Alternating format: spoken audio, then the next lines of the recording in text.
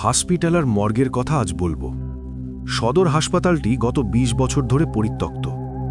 লোকমুখে শোনা যায় হাসপাতালটি চালু থাকাকালে মর্গের দায়িত্বে থাকা এক ডোম নাকি লাশ চুরির সময় রহস্যজনকভাবে মারা গিয়েছিল। তারপর থেকেই জায়গাটি অভিশপ্ত। অমিতের বরাবরই অ্যাডভেঞ্চারের নেশা।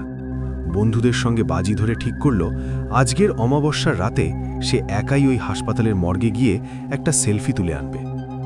রাত তখন 2টো। হাসপাতালের ভাঙা গেট টপকে ভেতরে ঢুকল অমিত। চারপাশ নিঝুম, ঝিঁঝি পোকার ডাক ছাড়া আর কোনো শব্দ নেই। মোবাইলের ফ্ল্যাশলাইটের আলোয় সে করিডর ধরে এগোতে লাগল। মর্গটা বেসমেন্টে। সিঁড়ি দিয়ে নামার সময় নাকে এলো এক ভ্যাপসা গন্ধ। অনেক দিনের পুরনো ফরমালিন আর স্যাঁতসেঁতে দেওয়ালের গন্ধ। মর্গের ভারী লোহার দরজাটা আধ খোলা হয়েই ছিল। অমিত ভেতরে পা রাখল। বিশাল ঘর, মাঝখানে কয়েকটা মরচে ধরা স্ট্রেচার, একপাশে দেওয়াল জুড়ে মৃতদেহ রাখার লকারগুলো। অদ্ভুত ব্যাপার হলো এত বছর পরেও ঘরটা অস্বাভাবিক রকমের ঠান্ডা। মনে হচ্ছে যেন এসি চলছে। অমিত সাহস সঞ্চয় করে লকারগুলোর দিকে এগিয়ে গেল।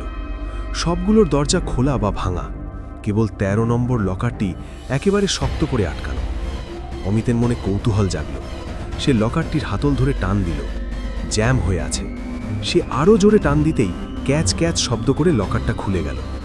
ভেতরটা খালি, কিন্তু লকার খোলার সাথে সাথেই অমিতের মনে হলো তার ঠিক ঘাড়ের কাছে কেউ ফিসফিস করে বলছে, জায়গাটা খালি করলি কেন? অমিতের শরীর হিম হয়ে গেল। সে দ্রুত পেছনে ঘুরল। কেউ নেই, কিন্তু টর্চের আলো স্ট্রেচারের উপর পড়তেই সে দেখল একটু আগে যেটা খালি ছিল সেখানে সাদা চাদরে ঢাকা একটা শরীর শুয়ে আছে। ভয়ে অমিতের গলা শুকিয়ে গেল। সে পালানোর জন্য দরজার দিকে দৌড় দিল, কিন্তু হায়, দরজাটা নিজের থেকেই দড়াম করে বন্ধ হয়ে গেল। অমিত দরজায় ধাক্কা দিতে লাগল, চিৎকার করল, কিন্তু লাভ হলো না। হঠাৎ তার কানে এলো স্ট্রেচারের চাকা গড়ানোর শব্দ। ক্যাচ ক্যাচ শব্দটা তার দিকেই এগিয়ে আসছে। অমিত ভয়ে দেওয়ালের সাথে মিশে গেল। মোবাইলের আলোটা কাঁপা কাঁপা হাতে সে সামনে ধরল। চাদরটা ধীরে ধীরে সরে যাচ্ছে। নিচ থেকে বেরিয়ে এলো এক বিভৎস মুখ, গলিত চামড়া, কোটরাগত চোখ আর মুখে এক পুইসাচি খাসি। অমিত জ্ঞান হারানোর আগে শেষ যে দৃশ্যটা দেখল তা হলো সেই লাশটা উঠে দাঁড়িয়ে 13 নম্বর লকারটার দিকে ইশারা করছে, যেন অমিতকে নিজের থাকার জায়গাটা দেখিয়ে দিচ্ছে। পরদিন সকালে পুলিশ হাসপাতালের বাইরে অমিতের মোবাইলটা খুঁজে পায়, কিন্তু অমিতের কোনো খোঁজ মেলেনি।